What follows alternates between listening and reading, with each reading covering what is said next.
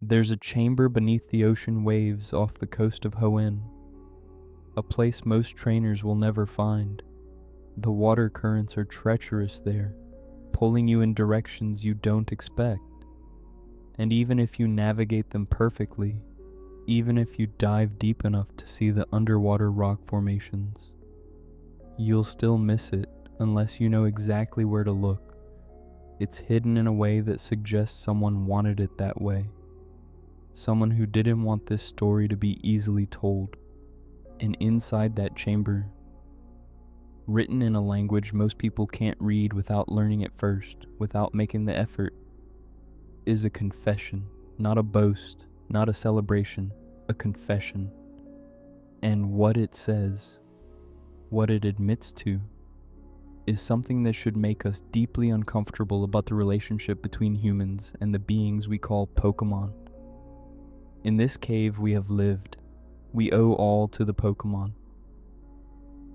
That's how it starts. Simple, honest, grateful even. But then, the next line, but we sealed the Pokémon away. We feared it. We owed them everything. And we locked them away because we were afraid. Before we dive deeper into this, I want to know what you think.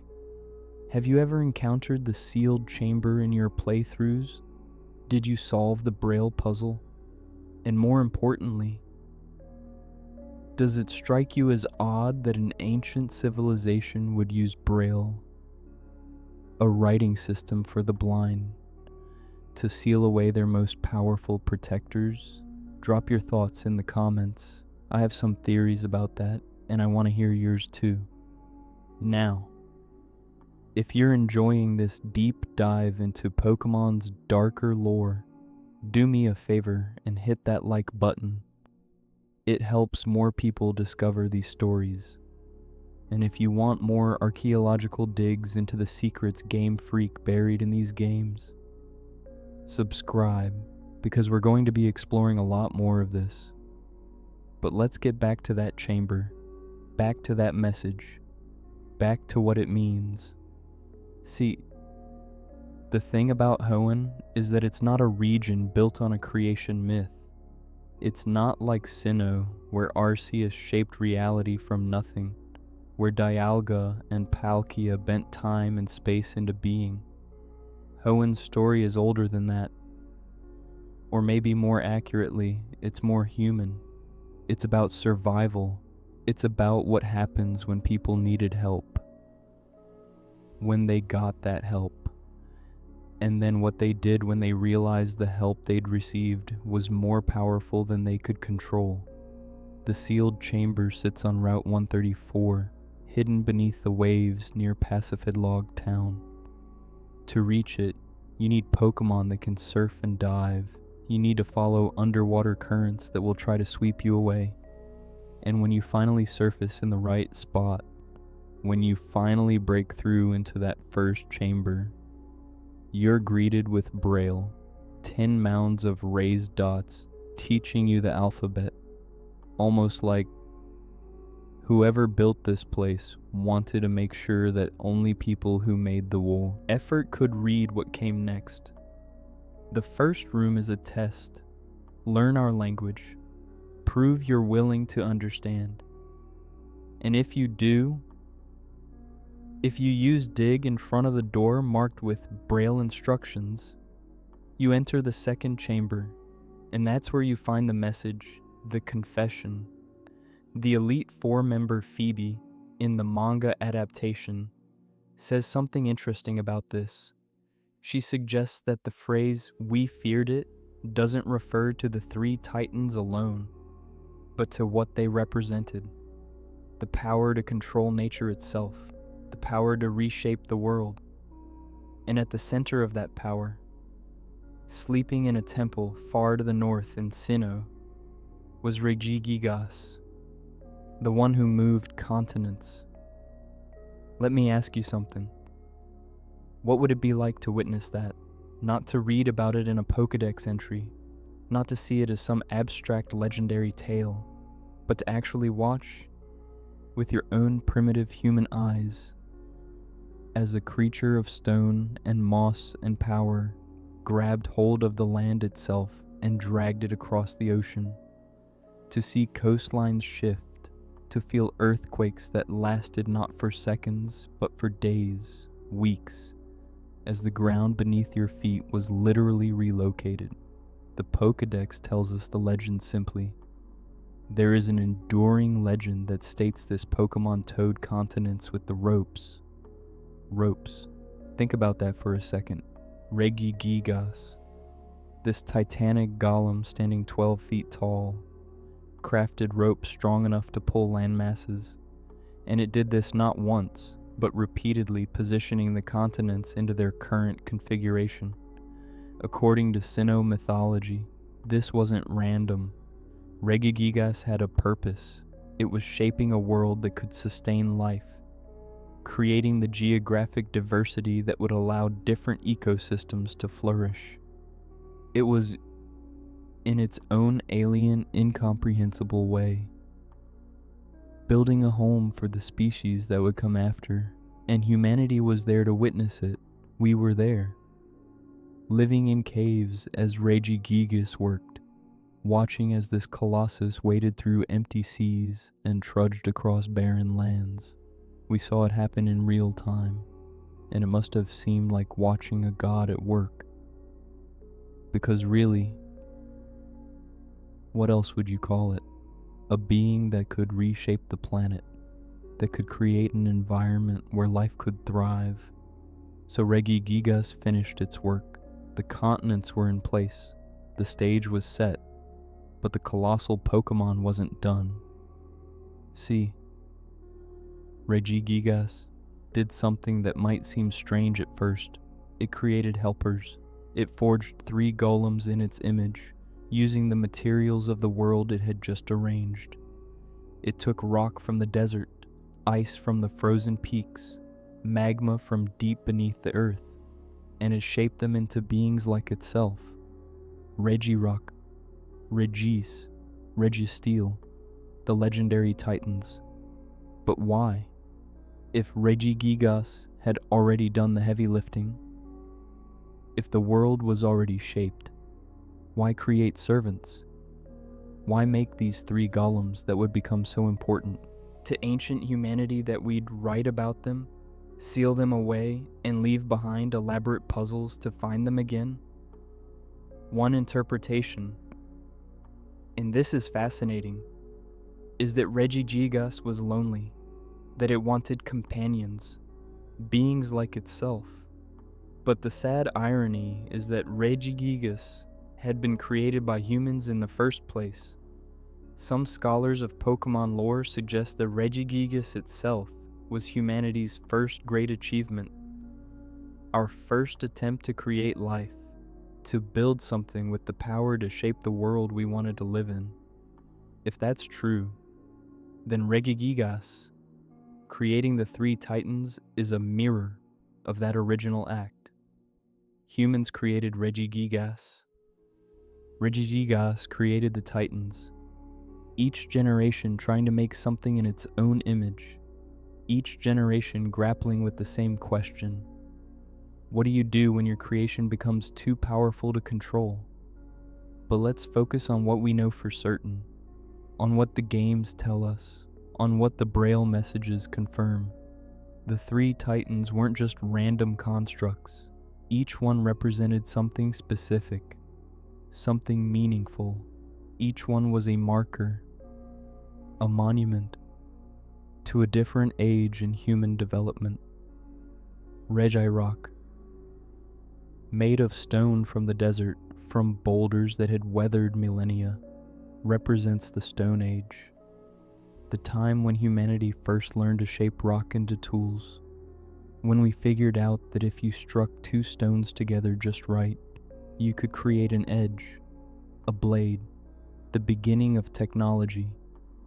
Regis, formed from ice that had existed since the last ice age, ice so cold it could never melt even when submerged in lava, represents that frozen epoch when our ancestors huddled in caves, when survival meant finding shelter from glaciers that covered half the world, when humanity was at the mercy of climate, and Registeel, crafted from magma from metal forged in the planet's heart, metal harder than any substance found naturally on Earth's surface, represents the Iron Age, the time when we learned to work metal, to forge weapons and tools that would let us dominate our environment in ways our ancestors couldn't have imagined.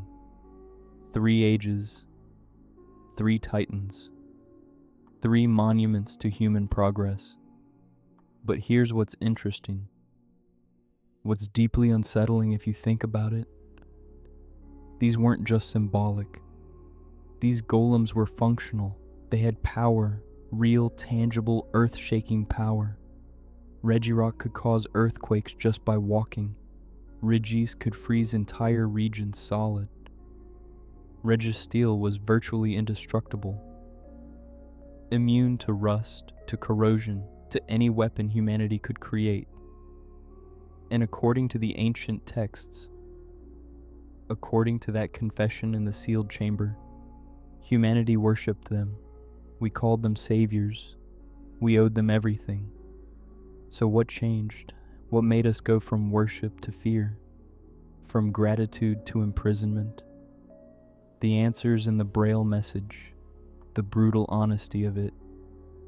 We feared it, not feared them, necessarily. Though that ambiguity might be intentional, we feared the power they represented. We feared what they could do. We feared, and this is the ugly truth at the heart of this story, we feared that we couldn't control them. Think about what that means. These beings, these golems that had helped shape our world, that had given us the continents to live on, that represented the ages of our development. They weren't asking for anything in return. They weren't demanding worship. They were just existing, being what they were, doing what they'd been created to do. But that was the problem, wasn't it? They were too powerful, too independent, too capable of acting without human direction. And as humanity grew, as we developed our own technology, our own power, we stopped seeing them as protectors and started seeing them as threats. And so, we sealed them away, not all at once, not in some grand coordinated effort, but systematically, deliberately. The ancient people of Hoenn took the 3 titans, Regirock, Regis, Registeel, and they separated them. They locked each one in a different location, the desert ruins for Regirock, the island cave for Regis, the ancient tomb for Registeel. 3 sealed chambers in 3 different environments, each one designed with a puzzle that would make opening it difficult but not impossible. Because here's the thing, and this is where the story gets really interesting. They didn't want to destroy the Titans. They wanted to contain them, to preserve them, to make sure that if humanity ever needed them again, if we ever faced a threat we couldn't handle ourselves, we could wake them up, but only under very specific conditions. The sealed chamber, the underwater structure with its braille messages, acts as the master lock, the key that opens all 3 Titan chambers simultaneously. But to activate it, you need 2 very specific Pokémon, Relicanth and Wailord, and the symbolism here, it's absolutely brilliant. Relicanth is based on the coelacanth, a fish that was thought to be extinct for millions of years until one was caught off the coast of South Africa in 1938.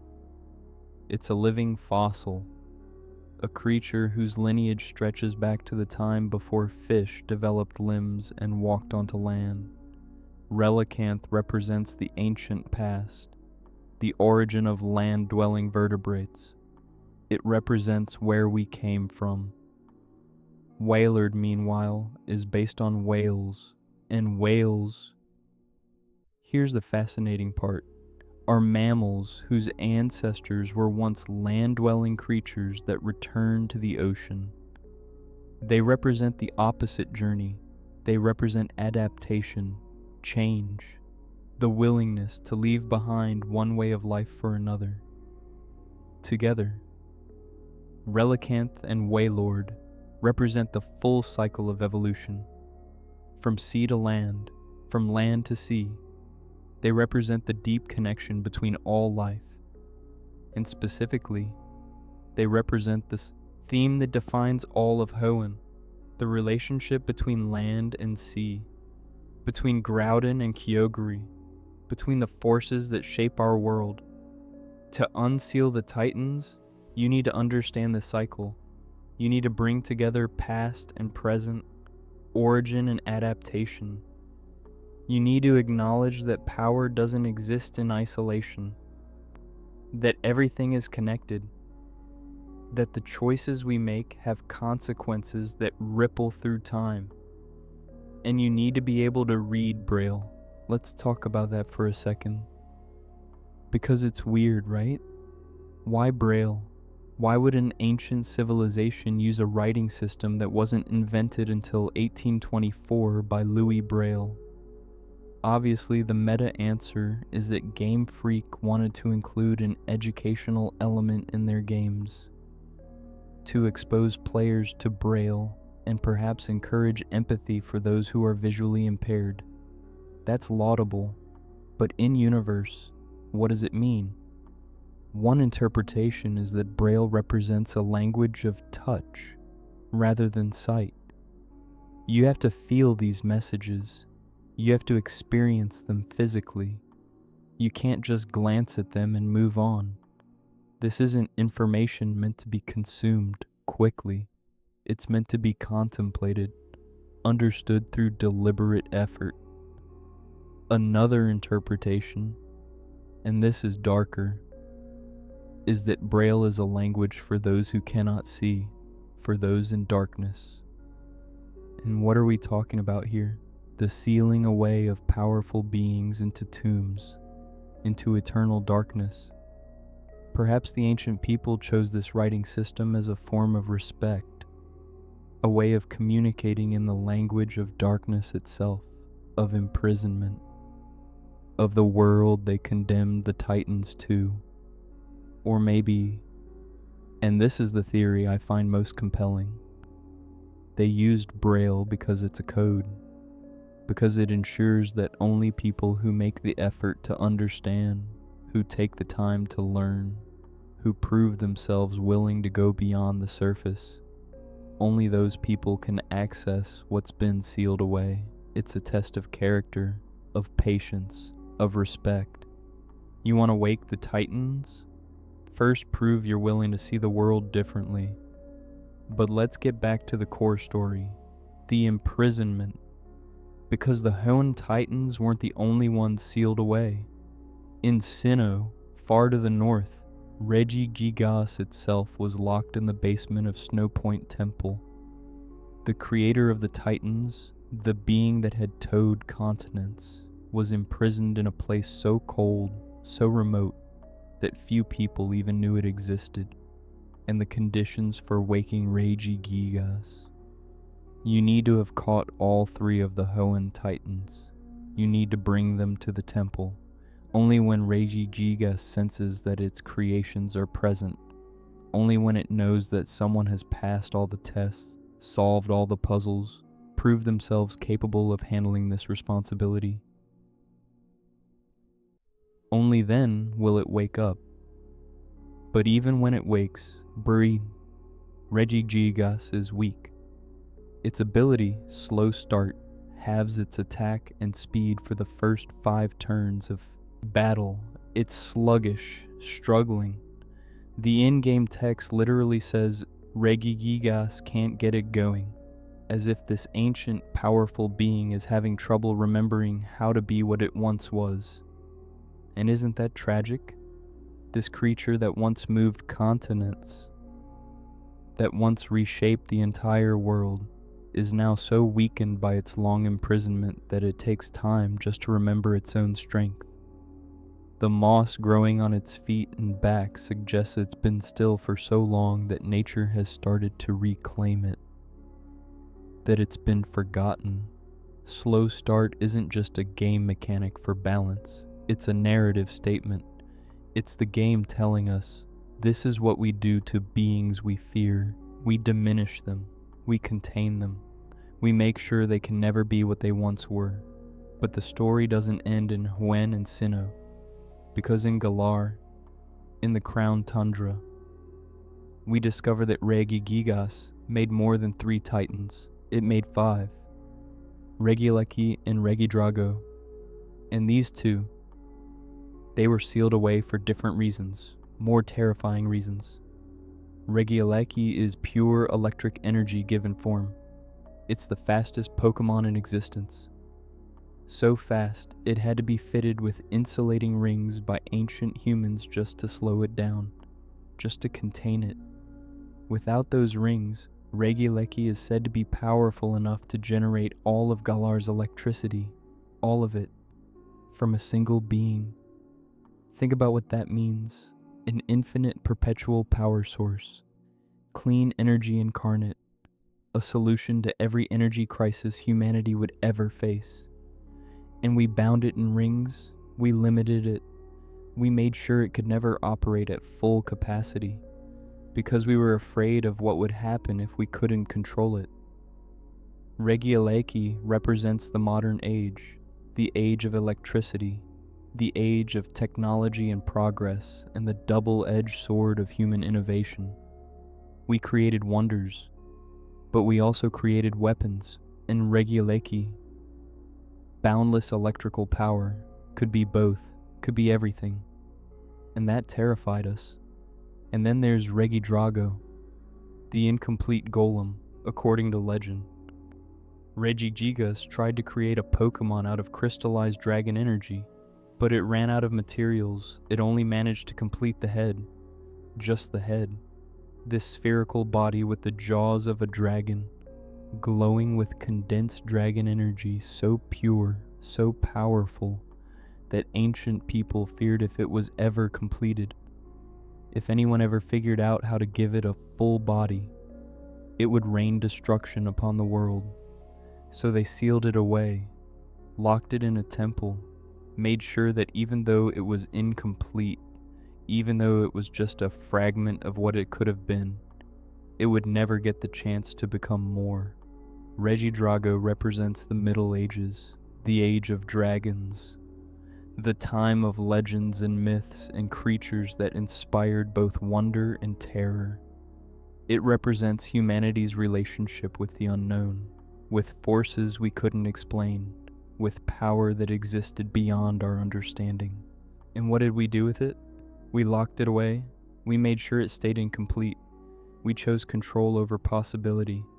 5 titans, 5 ages of human history, 5 monuments to our progress and our fear: the Stone Age, the Ice Age, the Iron Age, the Middle Ages, the Modern Age, and Regigigas, the King of Giants, represents what came before all of that, the Primordial Age, the time before human civilization, the time when the world itself was still being formed. All of them sealed away, all of them imprisoned, all of them made dormant because humanity decided that safety mattered more than gratitude, that control mattered more than respect, that our fear of what could happen was more important than our debt to what had already been done for us. In this cave we have lived. We owe all to the Pokémon, but we sealed the Pokémon away. We feared it. That's not a story of heroism. That's not humanity standing up to tyranny or oppression. That's the story of ingratitude, of paranoia, of a species that took help when it was needed and then turned on its helpers the moment that help became inconvenient, became frightening, became too powerful to control. And you know what makes this even more profound? The golems themselves are based on a real legend. the Hebrew legend of the Golem of Prague. In the 16th century, in the city of Prague, there lived a rabbi named Judah Loew ben Bezalel. The Jewish community was being persecuted, accused of blood libels, threatened with expulsion or worse. And Rabbi Loew, desperate to protect his people, created a defender. He shaped clay from the banks of the Vltava River into the form of a man. He inscribed the Hebrew word emet, meaning truth, on its forehead. And through mystical incantations, through sacred rituals, he brought it to life. The Golem of Prague was a protector, a guardian. It patrolled the Jewish ghetto. It frightened away attackers. It prevented violence. It saved lives. But according to the legend, the Golem grew stronger, more independent, more capable of acting without direct commands. And Rabbi Loew became afraid of what he'd created, afraid that the Golem might go on a rampage, might hurt innocent people, might become the very thing it was created to stop. So one Friday evening, before the Sabbath, Rabbi Loew removed the aleph from emet, changing it to met, meaning death, and the Golem crumbled to dust, or in some versions became dormant, inanimate, a statue waiting in the attic of the old new synagogue, ready to be awakened again if needed, but only if needed, only if the threat was great enough, only if humanity had no other choice. The parallel to the Regi story is exact. Beings created to help, to protect, to serve humanity's needs. Beings that grew too powerful, too independent, too difficult to control, and beings that were sealed away, not destroyed but contained, with the understanding that they might be needed again someday, but only under very specific circumstances, only when we had no other option. The Golems of Prague and the Golems of Pokémon both represent the same human anxiety. What happens when our creations exceed our control? What happens when the help we asked for becomes more powerful than we are? What do we do when we realize we're not the ones in charge anymore? And the answer, throughout human history, across cultures, across myths and legends and video games, the answer has been the same. We lock them away. We seal them in darkness. We write warnings in languages that require effort to understand. We create puzzles and tests and conditions that must be met before they can be awakened. We tell ourselves it's for safety, for protection, for the good of civilization, but really, what we're protecting is our own sense of control, our own position at the top of the hierarchy, our own comfort in believing that we're the masters of our world. And the Regi story, buried in braille beneath the ocean, hidden in ice and desert and steel, is a confession of that, an admission of guilt. The ancient people of the Pokémon world left behind a message that essentially says, we know what we did, we know what was wrong, we owed them everything, but we were afraid. And fear made us cruel. Let's dig deeper into the specifics of each Titan, because understanding what they represent, what they're capable of, helps us understand why ancient humanity found them so terrifying. Regirock is made entirely of rocks and boulders. When it's damaged in battle, it searches for new rocks to repair itself. The stones that make up its body come from all over the world, from different regions, different environments, different time periods.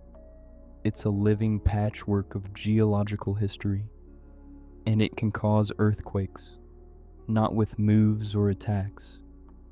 Just by walking, just by existing, the ground trembles when Regirock moves. Imagine being an ancient human living in a stone structure you've painstakingly built, your shelter, your home, the thing standing between you and the elements. And then this being of living rock walks past, and the ground shakes, and cracks appear in your walls, and you realize that your entire world, everything you've built, everything you've created to feel safe, it's fragile. It can be undone by something that doesn't even notice you. That's terrifying, not because Regirock is malicious, but because it doesn't need to be. Its mere presence is destructive to human-scale architecture, to human-scale planning, to the illusion of permanence we build our lives around. Regis is made of ice from the Ice Age, ice that's remained frozen for tens of thousands of years. It cloaks itself in air that's minus 328 degrees Fahrenheit, minus 200 Celsius. That's colder than liquid nitrogen. Anything that gets close to Regis freezes solid instantly. Plants, animals, people, everything. And Regis can't melt. Even when submerged in lava, its body remains frozen. It's immune to heat, immune to the sun, immune to any natural warming. It's a piece of the Ice Age preserved perfectly forever, carrying with it the memory of a time when glaciers covered the world, and humanity lived in constant fear of freezing to death. Imagine being part of a civilization that's finally moved past the worst of the ice, that's established agriculture, that's built permanent settlements, that's stopped being nomadic, and then Regis appears, and everywhere it goes, winter follows, crops die, water sources freeze, the hard-won progress of generations reversed by the presence of this single being. You'd be terrified too. And Registeel is made of a metal that doesn't exist anywhere else on Earth, a material harder than anything we can create. Its body was forged in the planet's mantle, tempered by pressure and heat over tens of thousands of years. It emerged onto the surface 10,000 years ago, right around the time humanity was developing metallurgy, right when we were learning to work with bronze and iron, and we thought we were so clever. We thought we'd mastered metal. We thought we'd created the strongest materials possible. And then we saw Registeel, and we realized we hadn't even scratched the surface, that there were materials we couldn't even begin to understand, let alone replicate, that our technology, our proud achievement, the thing that separated us from animals, was primitive compared to what already existed. Registeel is hollow inside, empty. There's no brain, no heart, no organs, just smooth metal all the way through, and it can't be scratched, can't be dented, can't be damaged by any weapon ancient humanity could create. It's invulnerable, and that sense of helplessness in the face of something you can't hurt, can't stop, can't even affect, that's existentially terrifying. So you have three beings. Each one represents a different age. Each one is connected to a fundamental human innovation. Stone tools, survival through ice, metalworking, and each one is so far beyond human capability that they make our greatest achievements look insignificant. Is it any wonder we locked them away? Is it any wonder we didn't want them walking around reminding us of our limitations, our vulnerability, our fundamental powerlessness in the face of forces we can't control? The Regi aren't villains. They're not trying to hurt anyone. They're just existing, being what they are. But sometimes that's enough. Sometimes just existing is a threat, not because of malice, but because of power. Raw, undeniable, unmatchable power that makes everyone around it feel small. And humanity, we don't like feeling small. But there's another layer to this, another dimension to why the sealing happened. And it has to do with Regigigas itself, with the king of giants, with the being that started all of this. See, Regigigas wasn't meant to be a destroyer. It was meant to be a creator, a builder. Its entire purpose was to shape a world where life could flourish, where humans and Pokémon could thrive. It towed continents into place. It created the geographic diversity necessary for different ecosystems.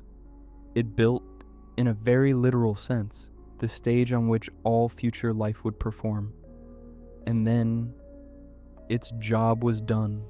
The continents were positioned. The world was ready. There's nothing left to build. Nothing left to create. Regigigas had fulfilled its purpose. It had done what it was made to do.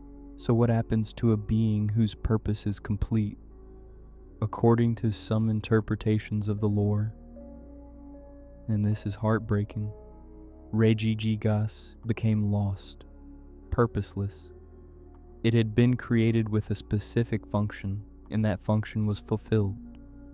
It was like a program that's executed all its code, a machine that's completed its task. What do you do when you have nothing left to do? So Regigigas created the Titans. It made beings in its own image, hoping maybe that they could give it purpose, that they could be companions, that they could help it find meaning in a post-creation world. But the Titans were the same. They were built for function, for protection, for stability, for representing human progress. They didn't need purpose, they just were. And that lack of purpose, that aimless existence, may have made Regigigas destructive. Not intentionally, not maliciously, but the way a bored child might knock down a block tower just to have something to do. The manga suggests that Regigigas became violent, started seeking challenges, started testing its strength against anything it could find. Because what else was there? What else could a being of pure power do when there was nothing left to build? An ancient humanity, watching this Titan that had shaped their world start to rampage, start to threaten the very civilizations it had helped create. What choice did they have? They consulted their priests and shamans, the wise ones who understood the old magic, the ones who'd seen similar situations before, the ones who'd dealt with ancient Pokémon of Pokemopolis, giant, powerful beings that had been sealed away for the same reason. And they made the hard choice. They sealed Regigigas away, locked it in Snow Point Temple in the frozen north, in a place so remote and cold that most people wouldn't even know to look for it. They put their savior to sleep, made it dormant, ensured it would only wake under very specific conditions.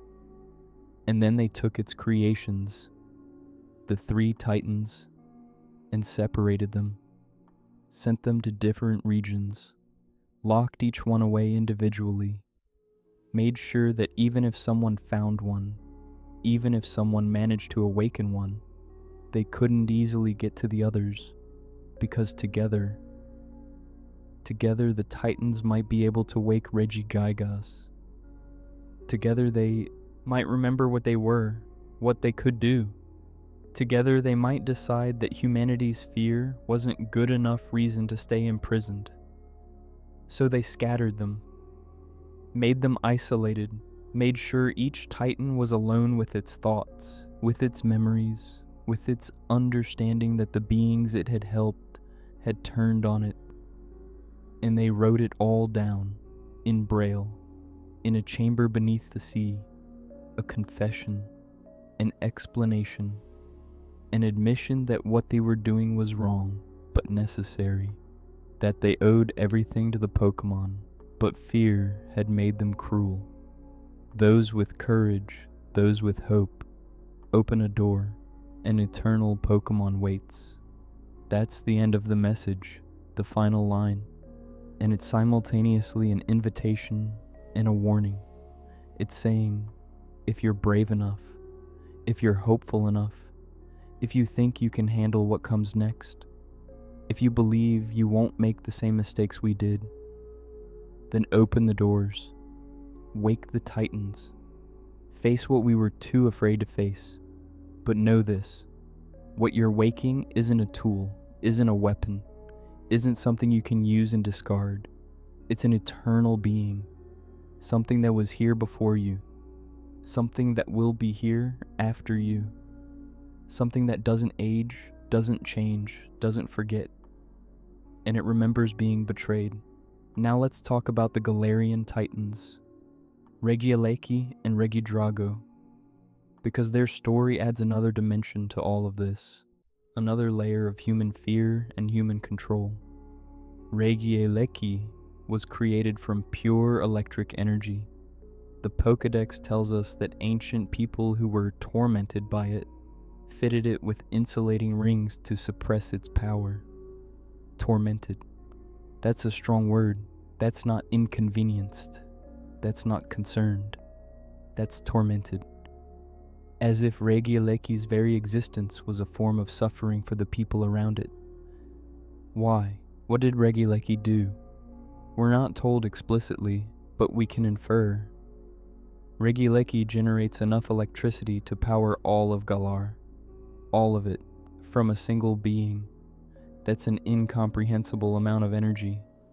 And in a time before humans understood electricity, before we could insulate, ground, or redirect it, that amount of ambient electrical discharge would be devastating. Imagine every storm happening all the time.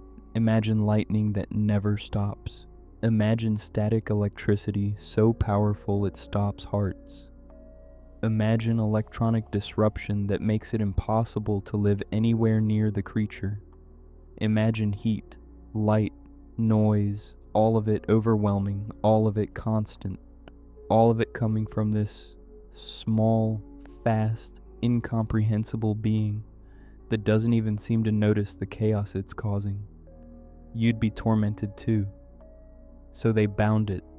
They created rings of insulating material and fitted them onto Regieleki's body, slowing it down, limiting its power, making sure that even if it woke up, even if someone found it, it could never operate at full capacity. It could never be what it was meant to be. And you know what the tragic part is? Regieleki might have been the solution to humanity's energy problems forever.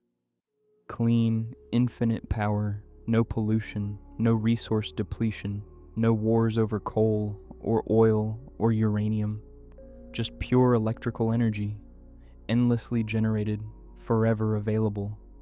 But we couldn't control it, so we neutered it. We made sure it could never be useful, because usefulness without control is too terrifying to contemplate. And Regidrago is even more tragic. It's incomplete. Regigigas ran out of crystallized dragon energy halfway through creating it. Only the head was finished, just the head. This spherical body with dragon jaws, pulsing with condensed dragon energy so pure that it contains the power of every dragon-type Pokémon in existence.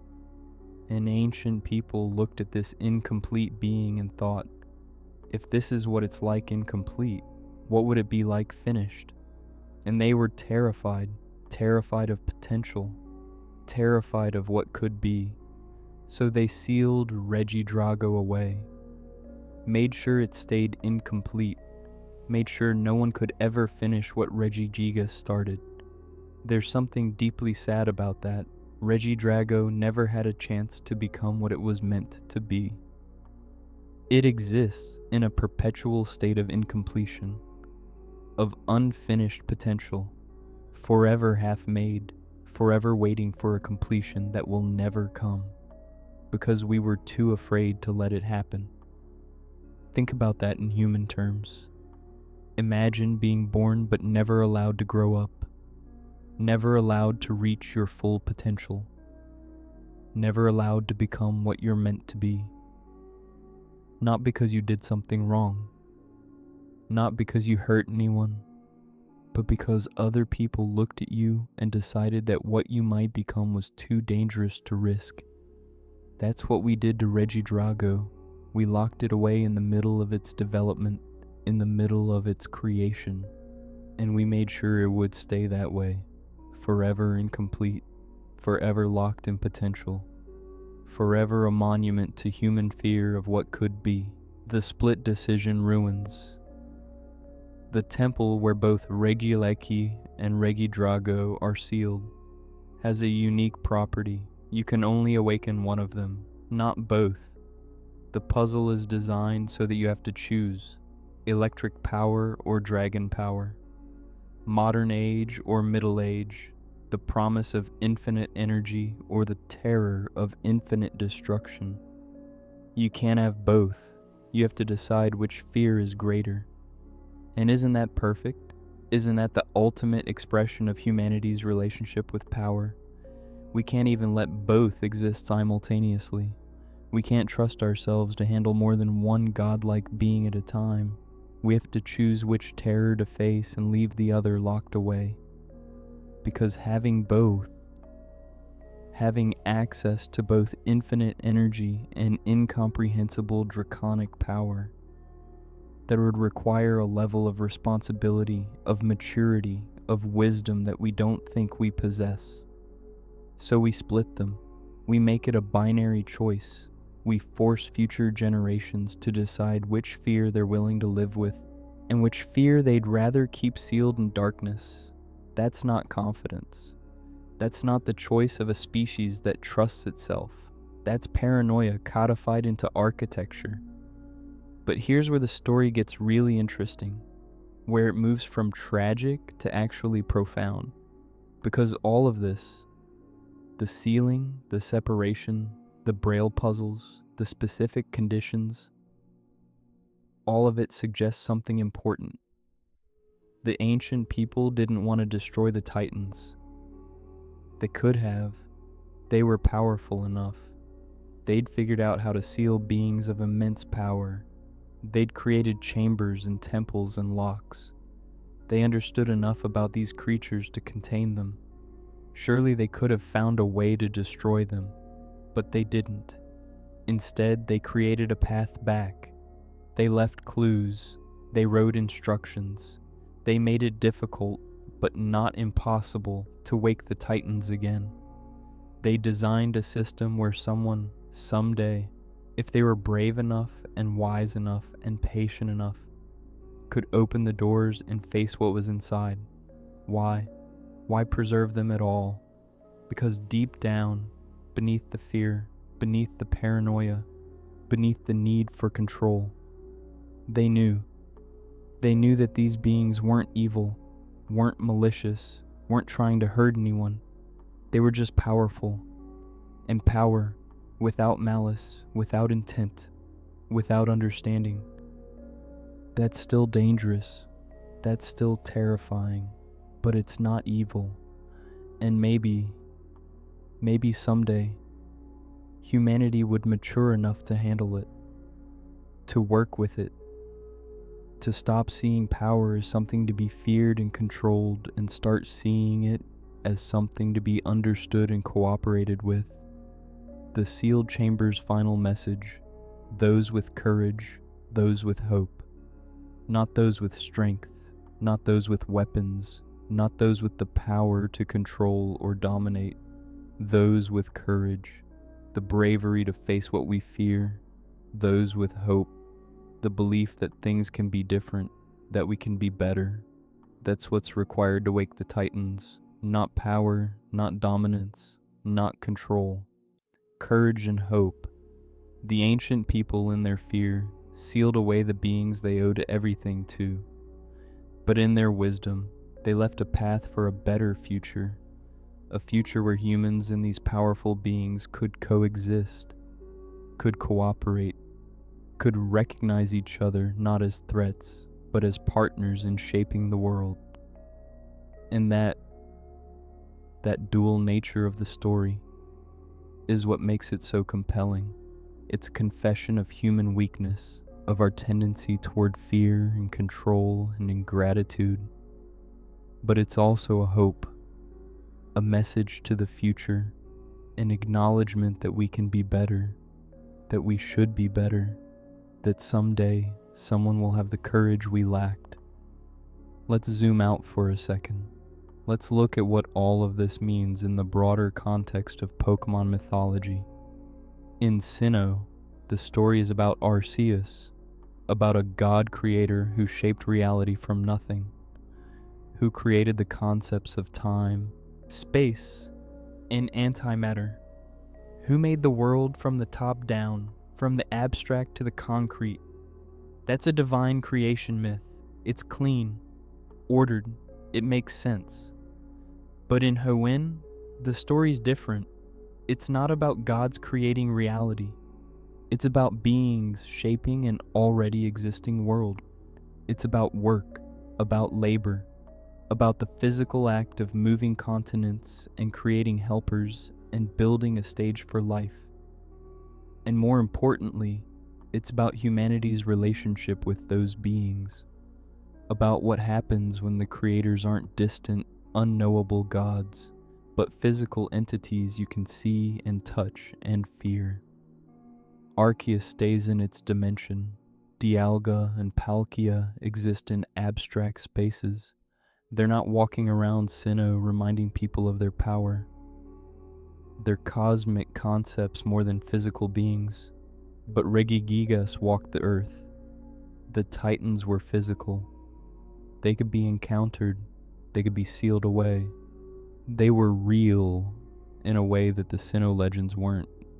And that's why the Hoenn story is so much more human, so much more relatable, because it's not about our relationship with distant gods. It's about our relationship with power that exists in our world, that shares our space, that we have to figure out how to live with. And that terrifies us, because gods you can't touch are safe. They're theoretical. They're something you pray to, something you worship, but they don't walk into your village. They don't remind you daily of your insignificance. But beings like the Regis, they're here. They're real. They occupy space. They have physical presence. And that makes the power differential impossible to ignore. You can build a temple to Arceus and feel good about it. Feel like you're participating in something divine. Feel like you have a relationship with creation. But when Regigigas walks past your home and the ground shakes, when Regis freezes your water supply just by being near it, when Registeel stands there, invulnerable to every weapon you've ever made, you can't pretend anymore. You can't fool yourself into thinking you're somehow equal, somehow in control, somehow the masters of your own fate. You're not. And humans, we really, really don't like being reminded of that.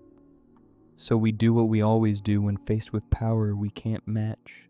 We use the power we do have, the power of numbers, the power of planning, the power of working together to contain what we can't defeat.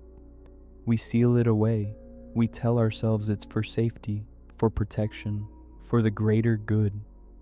But really, it's for our egos. It's so we can pretend we're still in charge, still at the top, still the ones making decisions, even if the decision we're making is to imprison the beings who made our existence possible in the first place. Now, let's talk about something that hasn't gotten enough attention in this story, the specific location of the sealed chamber. Because it's not just underwater, it's not just hidden, it's based on something real, something that exists in our world, something that makes the entire narrative even more profound. The sealed chamber is inspired by the Yonaguni monument. Off the coast of Yonaguni Island, the southernmost island of Japan, there's a submerged rock formation that's been the subject of debate for decades. Some scientists believe it's entirely natural, the result of geological processes, erosion, and tectonic activity. But others particularly marine geologist Masaki Kimura, believe it's artificial, man-made, the ruins of an ancient civilization that was swallowed by rising seas at the end of the last ice age. The formation features massive stone blocks, terraces, straight edges, right angles, and what appear to be stairways leading to plazas.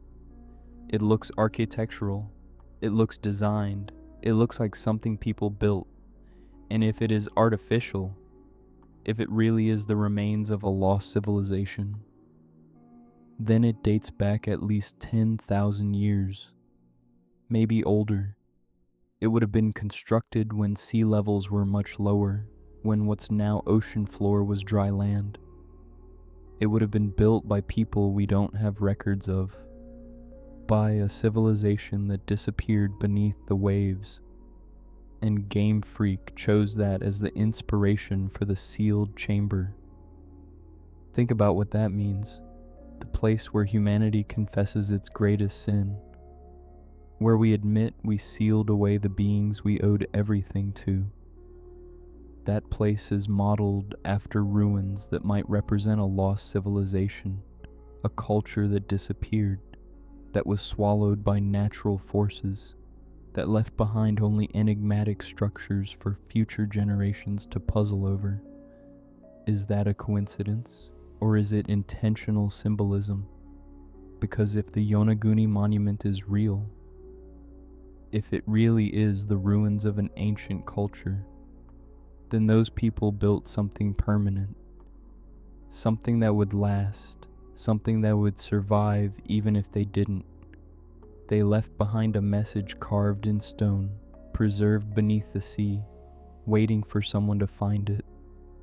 Just like the ancient people of Hoenn, they built the sealed chamber to last.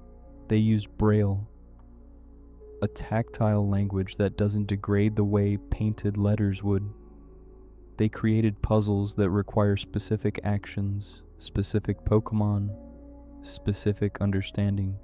They made sure that even if their civilization fell, even if everything else was forgotten, this message would survive. We owed all to the Pokémon, but we sealed the Pokémon away. We feared it. That's the message they wanted preserved. That's what they thought was important enough to encode in permanent structures, to hide beneath the waves, to protect from the passage of time. A confession, not a boast about how they defeated terrible monsters, not a celebration of human triumph, not a warning about how dangerous the Titans were. A confession, an admission of guilt, an acknowledgement that what they did was born of fear, not righteousness. And they wanted future generations to know that, to understand that, to learn from it.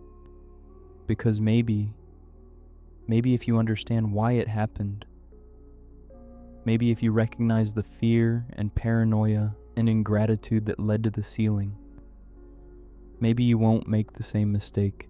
Maybe you'll be better. That's the hope encoded in those ruins. That's the message beneath the ocean. That's what the ancient people were trying to say. We failed. We were afraid. We chose control over gratitude. Don't be like us. Be better. And this brings us back to Braille, to the specific choice of writing system, because the more you think about it, the more meaningful it becomes. Braille is a language of the blind, a language for those who cannot see.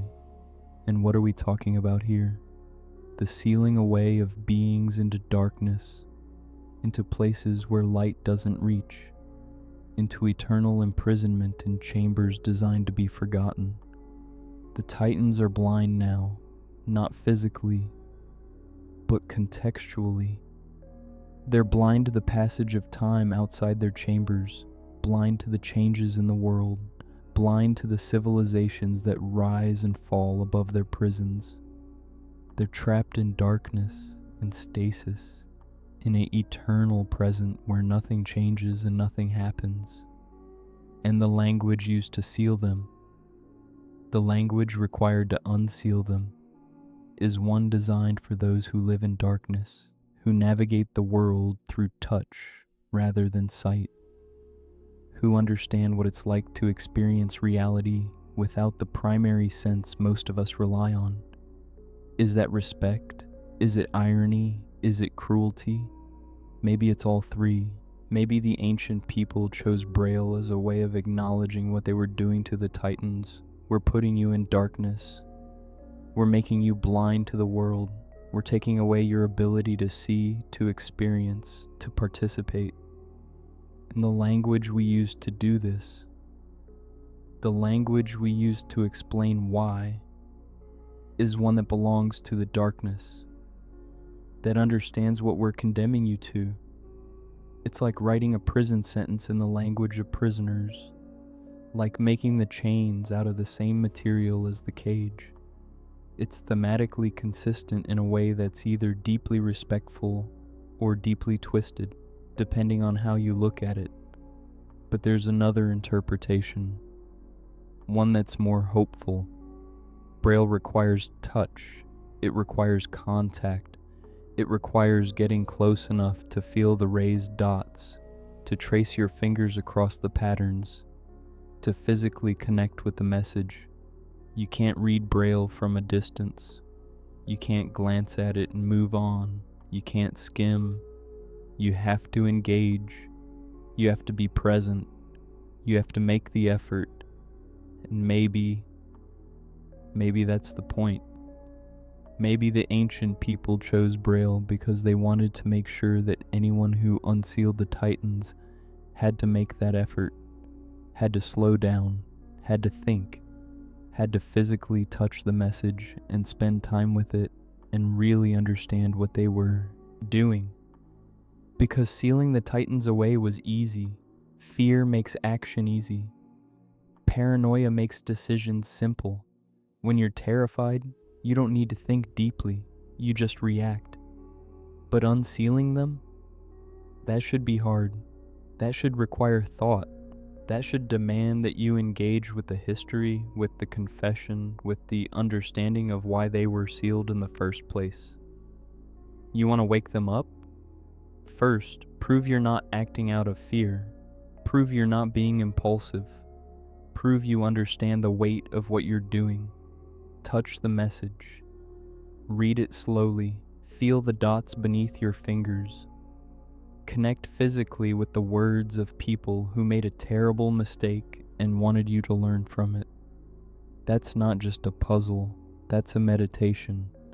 That's a requirement that you be present, be thoughtful, be different from the people who sealed the Titans away. And that transforms Braille from a simple cipher into a statement about the kind of person who should have access to this power. Not someone who rushes through, not someone who skims and assumes, not someone who acts without understanding, someone who takes the time, who makes the effort, who treats the message with the respect it deserves. Someone who reads in darkness and finds truth. Let's talk about slow start again, because we mentioned it earlier, but it deserves deeper examination. Because it's not just a game mechanic, it's not just an ability that makes Regigigas balanced for competitive play. It's a narrative device, a storytelling choice, a way of communicating something profound about what imprisonment does to beings of immense power. Regigigas, when it wakes, can't get it going. That's the actual text that appears in battle. Regigigas can't get it going. As if this ancient, world-shaping Titan is having trouble remembering how to be powerful. As if the long imprisonment has made it forget its own strength. And for 5 turns, 5 actions, it's weak. Its attack is halved. Its speed is halved. This being that once moved continents, that once towed entire land masses across oceans, is struggling to move at all, is struggling to hit with force, is struggling to remember what it's capable of. That's not just balance, that's tragedy. That's the game telling us, this is what imprisonment does. This is what fear does. This is what happens when you lock something away for so long that it starts to forget what it was. And the moss growing on Regigigas' feet and back, that's not just a design choice. That's nature reclaiming it. That's the world treating it like a statue, like a rock, like something inanimate that's been still for so long that plants have taken root. That's Regigigas, being treated like part of the landscape rather than a living being. How long do you have to be motionless for moss to grow on you, for plants to establish themselves, for nature to you're no longer a creature, but a surface to be colonized? Years, decades, maybe centuries.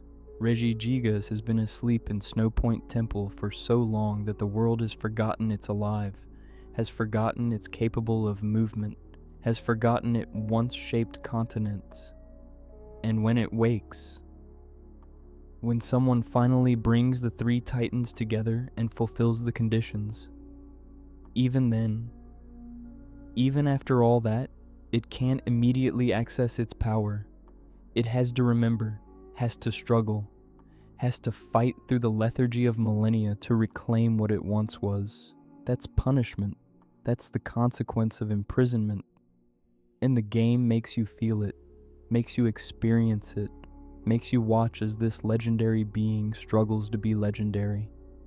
And you know what's even more tragic? In Pokemon Legends Arceus, they kept slow start. Even though that game removed abilities from every other Pokemon, even though the entire battle system was redesigned, they specifically created slow start as a status condition unique to Regigigas. They made sure that even in a game where abilities don't exist, Regigigas still has to suffer through that weakness because it's not an ability, it's a curse, it's a permanent condition. It's what Regigigas is now, after everything that was done to it. Some people see that as disrespectful to Regigigas as a Pokemon, as Game Freak being mean to a legendary for no reason. But I think it's the opposite. I think it's Game Freak being committed to the narrative, being willing to make Regigigas weak because the story demands it, because the lore requires it, because this is a being that's been fundamentally changed by its imprisonment, and pretending otherwise would betray the tragedy of what happened to it. Regigigas can't get it going. It's not lazy, it's not weak, it's traumatized, it's damaged by what was done to it. And that matters. That's part of the story. That's part of understanding what we're really talking about when we talk about sealing away beings of power. We don't just lock them up and forget about them. We change them. We diminish them. We make them less than what they were. And when they wake up, if they wake up, they're not the same. They can't be the same. Because imprisonment leaves scars, even on beings made of stone and moss and ancient power. Now let's talk about the nature of creation, about the cycle of making things in your own image and what that means for responsibility. The chain goes, humans, possibly, created Regigigas. Regigigas created the Titans. The Titans didn't create anything. They're the end of the line. And at each step, the creator became afraid of what they'd made. If humans did create Regigigas, and this is implied but not confirmed, then we made something more powerful than ourselves, something capable of reshaping the world, and then we sealed it away, because we realized we couldn't control it. Regigigas created the Titans, made them in its image, gave them purpose, and then, depending on how you interpret the lore, either humanity sealed all of them, or Regigigas itself became violent and had to be stopped.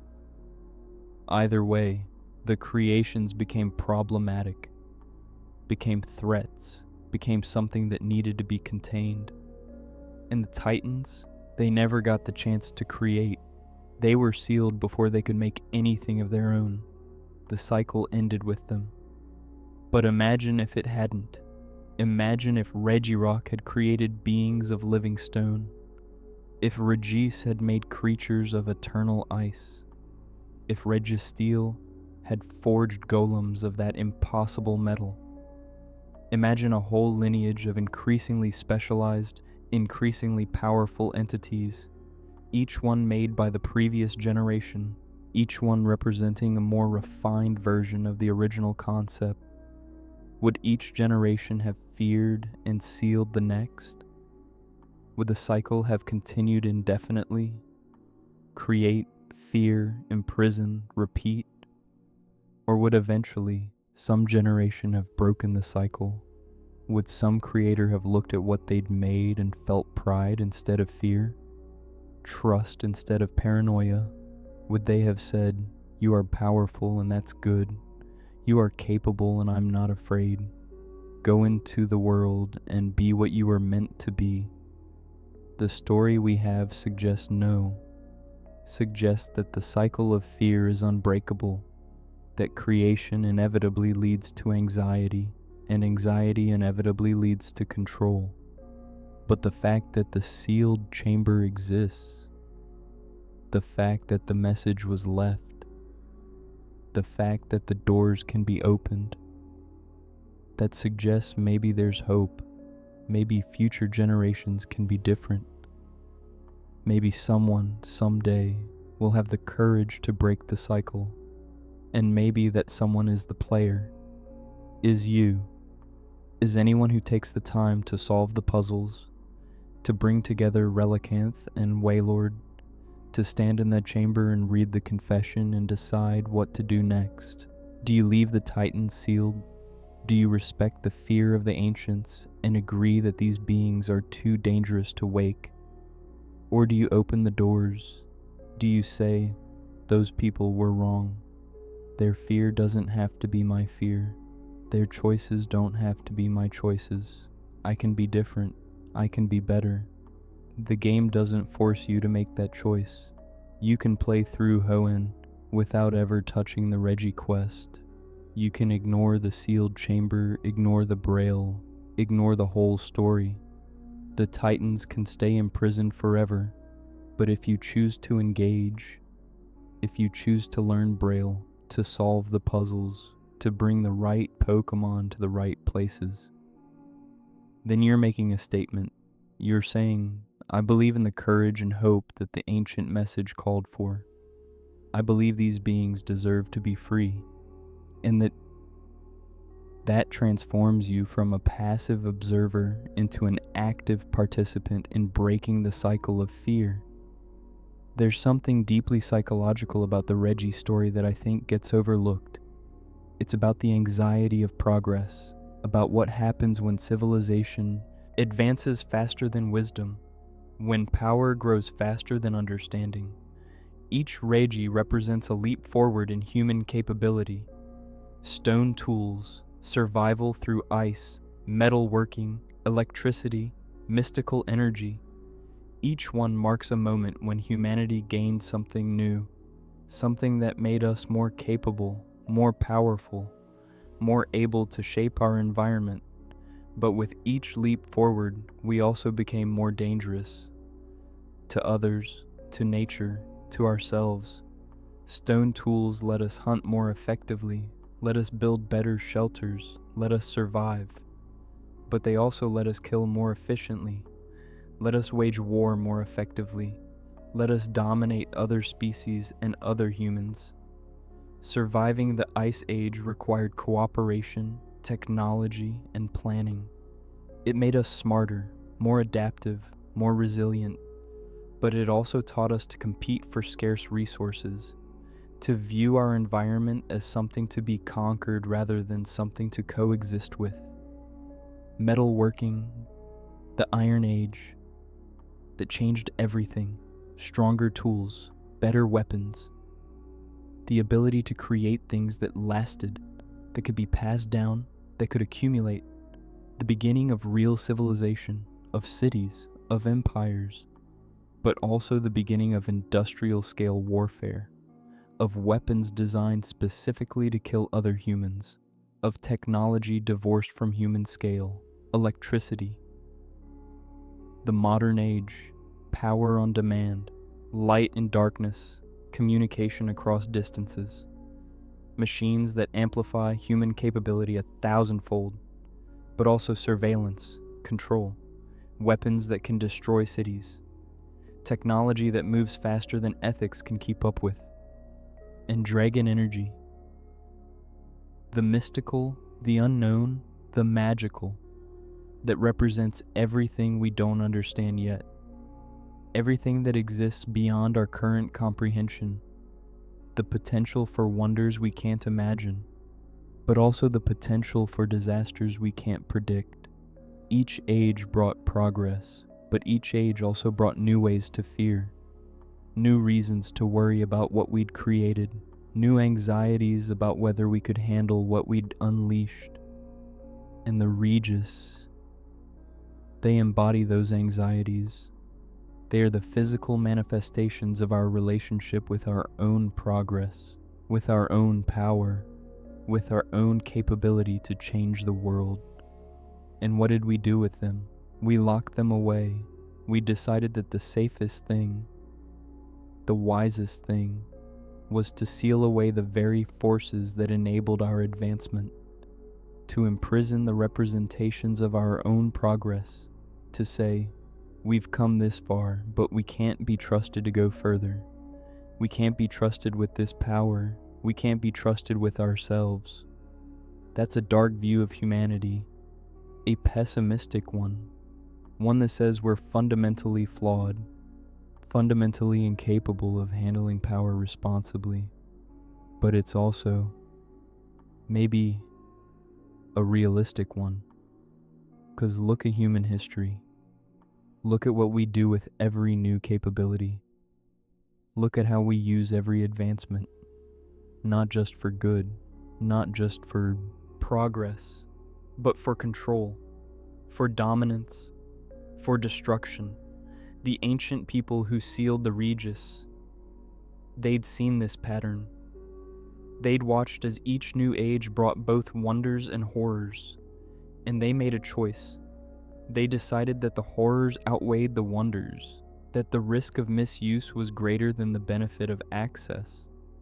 So they locked it all away, made sure future generations couldn't easily access these powers, made sure we'd have to really try, really think, really prove ourselves before we could wake the Titans. And you know what? Maybe they were right. Maybe that was wisdom, not cowardice. Maybe recognizing your own limitations, your own tendency toward fear and violence and misuse of power. Maybe that's the most mature thing a civilization can do.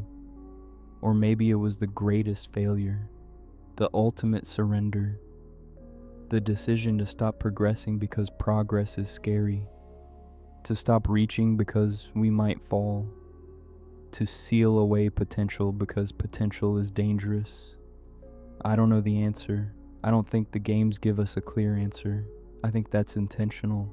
I think we're supposed to struggle with it, to question it, to wonder whether the ancient people were wise or foolish, brave or cowardly, protective or paranoid, because the answer matters. It matters for how we think about our own progress, our own power, our own relationship with the capabilities we continue to develop. Are we like the ancient people, reaching a point where we need to seal things away, where we need to limit ourselves, restrict ourselves, make sure we can't access the full extent of what we're capable of? Or are we ready to be the ones with courage and hope, the ones who can handle the Titans, the ones who can coexist with power without being destroyed by it? That's the real question the Regi story's asking. Not about fictional creatures in a video game, but about us, about humanity, about what we do when faced with power we're not sure we can handle. Let's talk about the separation, about why the Titans were scattered, because that's important. That's a specific choice. The ancient people didn't just seal the Titans, they separated them. sent them to different locations, made sure they couldn't be together, couldn't support each other, couldn't remember collectively what they were. Regirock in the desert, Regis in the frozen cave, Registeel in the tomb, miles apart, regions apart, each one alone with nothing but stone or ice or steel for company. Why? Why not keep them together if you're going to imprison them anyway? Because together they're stronger, not physically, though maybe that too, but conceptually. Together they represent the full scope of human progress, the complete cycle of our advancement. They reinforce each other's purpose. They remind each other of what they are. Apart, they're just individual beings, isolated, without context, without meaning. Regirock alone is just a rock monster. Regis alone is just ice. Registeel alone is just metal. But together they're a timeline, a story, a narrative about how humanity moved from stone to ice to metal, from primitive to advanced, from vulnerable to powerful. And the ancient people didn't want that story told, didn't want those connections maintained. So they broke them, scattered the titans, made sure each one was alone. It's cruel in a psychological way that physical imprisonment isn't. You're not just trapped, you're isolated, cut off from anything that might give your existence meaning or context. You're reduced to just being what you are, without the story that explains why you are. And then there's Regigigas, sealed furthest away of all. Not in Hoenn where the Titans are, in Sinnoh, in the frozen north, in a temple so remote, so hidden, that most people don't even know it exists. And the only way to wake it? You need to bring all three Titans. You need to reunite them, to acknowledge their connection, to rebuild the story the ancient people tried to destroy. Only when the three are together, only when the narrative is complete, only when someone has proven they understand what these beings represent and has the patience and skill to find all three, only then does Regigigas wake. It's a test, a final test, the ancient people saying, if you can do all this, if you can solve all the puzzles, if you can gather all three Titans and bring them to this temple, then maybe you're worthy of facing the one who made them. Maybe you're ready for the ultimate responsibility. But even then, even when all conditions are met, Regigigas is weakened, is struggling, is barely capable of fighting, because the imprisonment was that complete, that devastating, that thorough. The ancient people didn't half-ass their fear. They committed to it fully. They made sure that even if someone did everything right, even if someone overcame every obstacle, even if someone proved themselves in every way possible, they'd still be facing weakened beings, still be safe, still be in control, because the fear was that deep, that persistent, that incapable of trusting anyone, even the most dedicated, most capable people of future generations. Now, here's where we need to talk about something uncomfortable. Something the story implies but never states directly. Were the ancient people right? Should we keep the Titans sealed? Because the game lets you catch them, lets you use them in battle, lets you make them part of your team. And we as players do this without thinking about it. We solve the puzzles, we open the chambers, we throw Pokeballs, and we add legendary creatures to our collection. But should we? These aren't just powerful Pokémon. They're beings that were imprisoned for a reason. Beings that our ancestors feared so much they created elaborate sealing mechanisms. Beings that represent powers humanity decided were too dangerous to have walking around. And we're just going to catch them, use them to fight gym battles, to compete in tournaments, to show off to our friends? Is that respecting the Titans? Is that understanding what they are? Or is that just another form of control? Another way of saying, your purpose is whatever I decide it is. Your power exists to serve me. The ancient people sealed the Titans because they feared losing control. And we don't seal them. We catch them. We put them in balls. We command them. We control them even more completely than the ancient people did. At least in the chambers, the Titans were themselves. At least they existed as independent beings. Even if they couldn't move, couldn't act, couldn't leave, they were still, in some sense, autonomous, waiting, dreaming, existing. But in a Pokeball, reduced to data, reduced to a command structure, reduced to something that appears when summoned and fights when ordered and has no existence beyond its utility to the trainer. Is that better? Is that freedom? Or is that just a more complete form of imprisonment? I'm not saying catching the Regis is wrong. The game clearly intends for you to do it. They're part of your Pokédex. They're part of the completion mechanics. They're content meant to be experienced.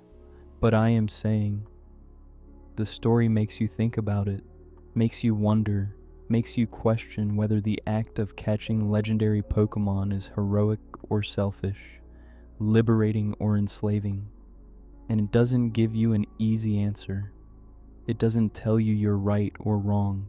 It just presents the situation, gives you the history, shows you the confession, and lets you decide what to do with that information. That's sophisticated storytelling. That's Game Freak trusting players to grapple with complex moral questions without providing simple answers.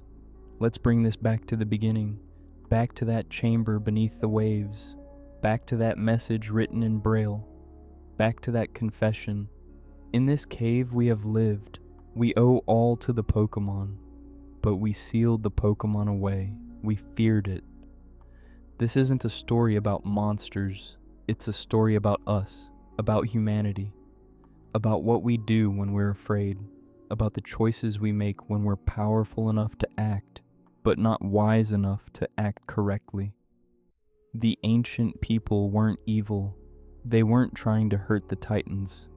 They genuinely believed they were doing the right thing. They genuinely thought that sealing away these powerful beings was necessary for survival, for safety, for the future.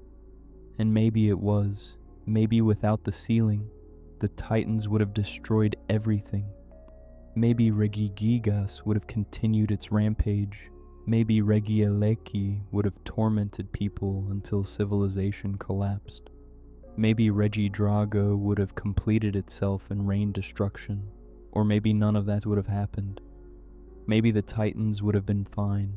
Maybe they would have found new purposes. Maybe they would have coexisted with humanity peacefully. We don't know. We can't know. Because the ancient people made their choice, and that choice determined the course of history. But they left us a confession. They left us the truth. They left us the understanding that their choice was born of fear, not certainty. Of anxiety, not wisdom, of human weakness, not human strength. And they left us the keys, the ability to make a different choice, to be the generation with courage and hope, to open the doors they closed. That's the message. That's what the sealed chamber is really about. Not about the Titans, about us, about whether we can be better than the people who came before. Whether we can face our fears instead of imprisoning them.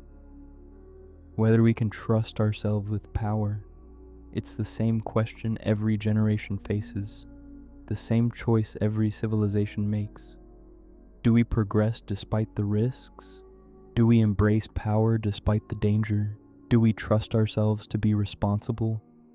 Or do we seal it away, lock it in darkness, bury it beneath the ocean and write a confession for future generations to puzzle over. The ancient people chose fear, chose control, chose the illusion of safety over the reality of trust. What do we choose? As we close this exploration, I want to leave you with something to think about. Something that's been implied throughout but deserves to be stated directly. The Regi story isn't just about the past, it's about the present. About our relationship with technology, with power, with capabilities that grow faster than our wisdom. We're living in our own age of Regieleki, our own time of unprecedented power, of electrical energy that can do anything, of technology that amplifies human capability to godlike levels.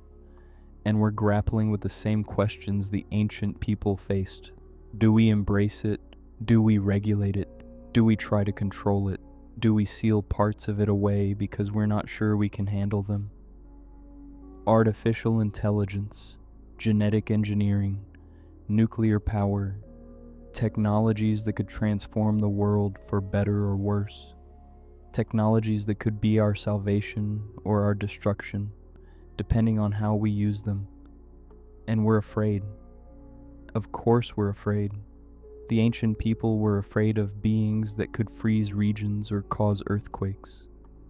We're afraid of things that could rewrite human genetics, or decide who lives and dies, or make weapons that end civilizations.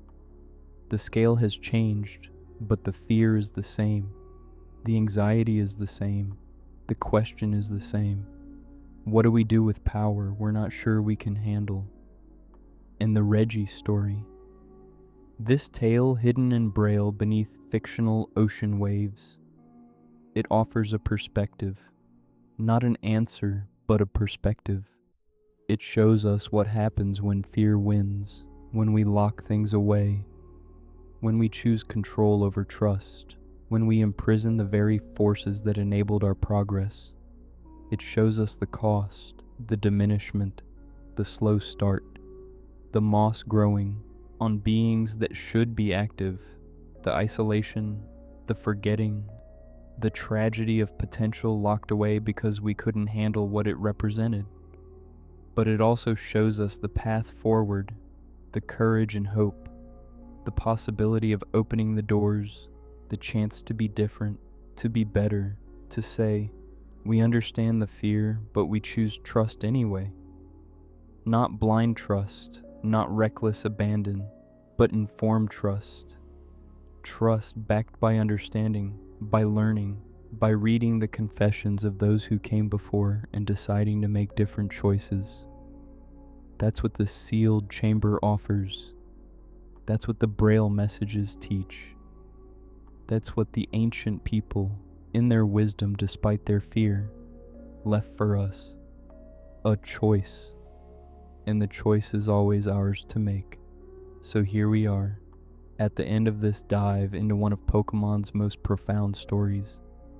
A story about fear and power and the uncomfortable truth that sometimes the beings we owe everything to are the same beings we're most afraid of.